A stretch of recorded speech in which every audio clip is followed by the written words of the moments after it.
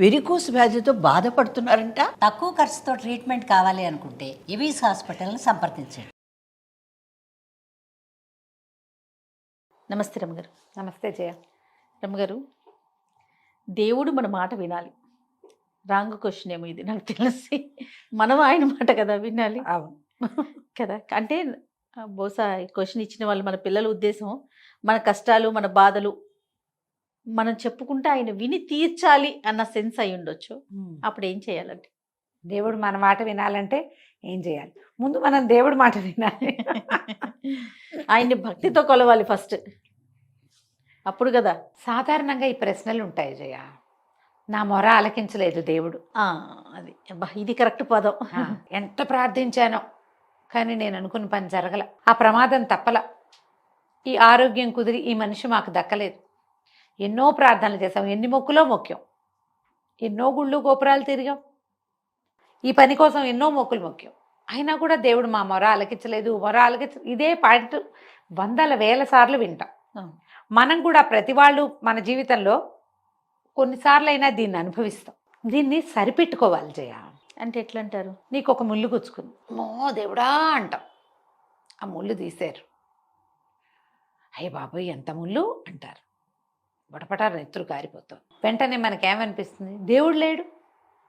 ఇప్పుడు ఇంత కాల్లో ముళ్ళు గుచ్చుకుంది, నేను గుడికి వెళ్దాం అనుకున్నా, ఎలా వెళ్తాను? ఊరు వెళ్ళాలి, ఎలా వెళ్తాను? నేను అదేదో పని చేయాలి, నేను ఎట్లా చేయగలను?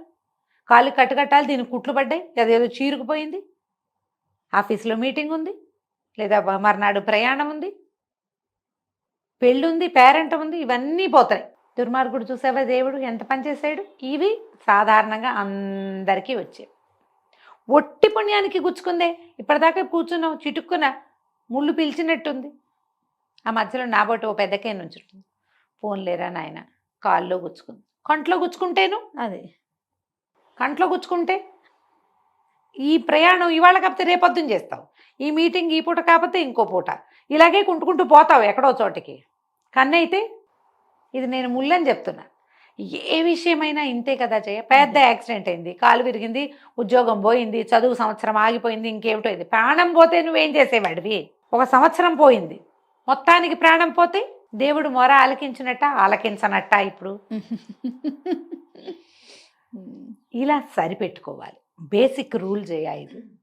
దేవుణ్ణి మనం పరిపరి విధాలుగా ప్రార్థించినా మనకి ఏదైనా లభించలేదంటే దానికి తగిన పాత్రత మనకి లేదని అర్థము.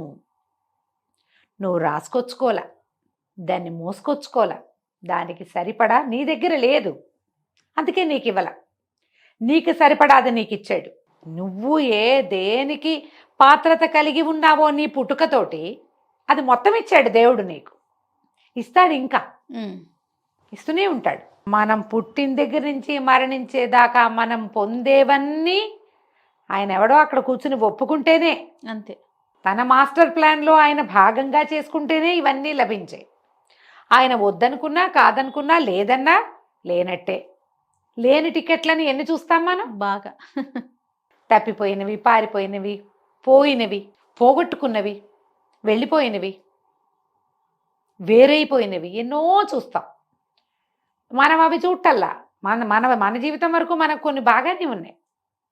ఈ కొన్ని బాగానే ఉండే ఫీచర్స్ ప్రతి ప్రాణికి ఉంటాయి కదమ్మా. చెప్పు, ఒకటి కళ్ళు లేవు అనుకుందాం, దేవుడు కళ్ళు ఇవ్వల, పవర్ఫుల్ ఇయర్స్ ఇస్తాడు. ఒకటి తీసేస్తే ఇంకొకటి ఇతోధికంగా పెడతాడు భగవంతుడు. ఇది లేదు, అదేదో ఇస్తాడు. అది కూడా లేదు, ఇంకోటి ఇస్తాడు. ఏదో రకంగా అసలు కాళ్ళు లేవు, చేతులు లేవు, చూసుకునే వాళ్ళు లేరు, దిక్కు లేదు, కానీ వాళ్ళు బతుకుతూనే ఉన్నారు లోకంలో. అంతే, వాళ్ళకు కూడా ఏదో ఇస్తాడమ్మా దేవుడు. ఆ సమయానికి ఏదో ఒకటి ఇస్తాడు. నీకు కావాల్సింది రాలేదని నువ్వు బాధపడతావు, కానీ నీకు రావాల్సింది నీకు ఇచ్చే తీరుతాడుగా. ఆయన అడ్డం పడలేడు అసలు. ఇప్పుడు ఆయన కూడా దానికి అడ్డం పడలేడు. నీకు రావాల్సిన దాన్ని భగవంతుడు కూడా ఆపలేడు. ఖచ్చితంగా వచ్చి తీరుతుందా రమ్మగారు? 100%. మంచి అయినా చెడైనా. ఇందులో మనకి రావాల్సిన చెడు, మనం రాసుకొచ్చిన చెడుని తగ్గించుకునే అవకాశం భగవంతుడు ఇస్తాడమ్మా మనకి. అది ఇస్తాడు. చెడుని తగ్గించుకోవచ్చు. అప్పుడప్పుడు భగవంతుడు మన మొర ఆలకిస్తాడు. పెద్ద చెడు రాకుండా చిన్నది వస్తుంది. పాము కుట్టాల్సింది చీమ కుడుతుంది. కొండ నెత్తి మీద పడాల్సింది ఇంత బండరాయి పడుతుంది, ఇంత రాయి పడుతుంది, పలుకురాయి చిల్లు పడుతుంది గుండుకి. నువ్వు ఆ రాయి ఎంత పడితే చచ్చిపోతావు. నువ్వు ఇక్కడ పచ్చడి అయిపోవాలి, నువ్వు నేలకు అంటుకుపోవాలి. గుండుకు చిల్లు పడి 3 కుట్లో 6 కుట్లో పడతాయి. 3 రోజులు కోమాలో ఉండి 4 రోజులు హాస్పిటల్లో ఉండి తర్వాత ఎప్పుడు బయటకు వస్తాం. బద్దదే పడి ఉంటే. జై హింద్. ఈ మార్పుకి మనం ఏం చెయ్యాలి? ఇది మనం అడగాల్సిన ప్రశ్న. అదే కదా. మన మొర భగవంతుడు ఆలకించాలంటే మనం ఏం చేయాలి? ప్రార్థన, సహాయం, ఈ 2 మార్గాలు. ఏది లభించినా దేవుడా నీ వల్ల ఇది నాకు లభించిందని నమ్మాలి. నువ్వు ఉన్నావని నమ్మాలి. భగవంతుడు అనేవాడు ఒకడున్నాడు. తెల్లవారి నిద్రలేచి ఒక దండం, ఒక ముద్ద అన్నం తింటూ ఒక నమస్కారం, ఓ 10 రూపాయలు వస్తే ఓ నమస్కారం, ఇది అవసరం. ప్రార్థన మొదటిది. రెండోది సహాయం. నీ వల్ల అయిన మాట సాయమో, పని సాయమో, డబ్బు సాయమో, చేతి సాయమో ఏదో ఒకటి చెయ్యి. నువ్వు చేసిన సహాయం నీ మీద పడే పెద్ద కొండని ఆపి చిన్న పలుకురాయిని పడేలాగా చేస్తుంది. సాధారణంగా చెప్తారు, ప్రార్థించే పెదవుల కంటే సాయం చేసే చేతులు గొప్పవి. కానీ సాయం చేసే చేతులున్న ప్రతివాడు ప్రార్థించే పెదవిని ఉంచుకుని తీరాలంటాను నేను. ప్రార్థించాలి వాడు. నువ్వు సహాయం చెయ్యి, నేను చెయ్యొద్దంటలేదుగా. దాంతోపాటు ప్రార్థన మాత్రం ఎందుకు చేయకూడదు నువ్వు? అదే కదా. ఒట్టి ప్రార్థన చేసి ఉండిపోవద్దు. ఇది చేసి అది చేయమంటున్నా. సహాయంతో పాటు ప్రార్థన కూడా చెయ్యి. ప్రార్థనతో పాటు సహాయం కూడా చెయ్యాల్సిందే. నువ్వు చేసి తీరాలి సాయం. పెద్ద ప్రార్థన వాడిలాగా గంటల తరబడి కాకపోతే ఒట్టిగా నామం, దేవుడి నామం, భగవంతుడు ఉన్నాడని నమ్మి ప్రవర్తించు, అది చాలుగా. అప్పుడు నీ మొర ఆలకిస్తాడు దేవుడు. మన మాట వింటాడు. విని వస్తాడో ఎవరినైనా పంపిస్తాడు, ఏదైనా ఒక సహాయం అందేలాగా చేస్తాడు. మనకు అది ఇంపార్టెంట్ కదా జయ? మరి అదే ఇంపార్టెంట్ రమ్మగారు. ఎక్కడికో వెళ్తాం, ఏముండదు, ఏ అవకాశము ఉండదు. ఎవరు మన భాష కూడా కాదు, వాళ్ళు దారి చూపిస్తారు మనకి. మనం ఏదో భాషలో అడుగుతాం, వాడికి ఇంకో భాషలో అర్థమవుతుంది. ఊరి పేరు ఒకటే తెలుస్తుంది, వాడికి రైట్ టర్ను లెఫ్ట్ టర్ను చెప్తాడు, ముందుకెళ్ళమంటాడు. భగవంతుడు. లేకపోతే గోతులో పడతాం మనం. అప్పుడప్పుడు అలా అవ్వదు. ఖచ్చితంగా. ప్రతి వాళ్ళు ఇప్పుడు ఇలాంటి అలా ఎందుకు అవుతుందండి అంటే, మీ జీవితాన్ని తరిచి చూసుకోండి. మీరు ఎన్నిసార్లు భగవద్ దర్శనం చేస్తుంటారు. మనిషి పుట్టిన ప్రతి వాడు తన జీవితంలో కొన్ని 100ల సార్లు దేవుణ్ణి చూస్తాడు. 1000 సార్లు అన్నం తింటాం జయ మనం. 100ల సార్లు దేవుణ్ణి చూస్తాం. అతడు దేవుడని నువ్వు తెలుసుకోవు, నమ్మవు, అనుకోవు. నువ్వు అనుకోపోతే దేవుడు కాకుండా పోడుగా. మరి నీకు సహాయం చేసినవాడు దైవమే. ఖచ్చితంగా. ఆ స్వరూపం అది కాదు. నువ్వేదో రూపం ఊహిస్తావు, చతుర్భుజుడైన నారాయణమూర్తిని. అలా కనపడ్డు, నీ అందరికీ కనపడ్డానికి నుంచో లేదా ఆయన అందులో. అలాగా మనందరికీ కనపడ్డానికి కాదు. నీకు కావాల్సిన సాయం అది చేస్తాడు. వాడు ఒక గుడ్డి బిచ్చగాడు కూడా కావచ్చు, దారిపోయే వాళ్ళు ఎవరో కావచ్చు, ముక్కు మొహం తెలియని వాళ్ళు కావచ్చు, ఎవరైనా కావచ్చు కదా. వాళ్ళెవరో మనకు తెలియదు, పనిచేసి వెళ్ళిపోతారు. భగవంతుని ప్రేరణ వల్ల జరుగుతాయి ఇవి. దీంట్లో నీకు ప్రార్థన, సహాయం చేసే విధానము కనుక నీవైతే నీకు తరచుగా సహాయం అందుతుంది.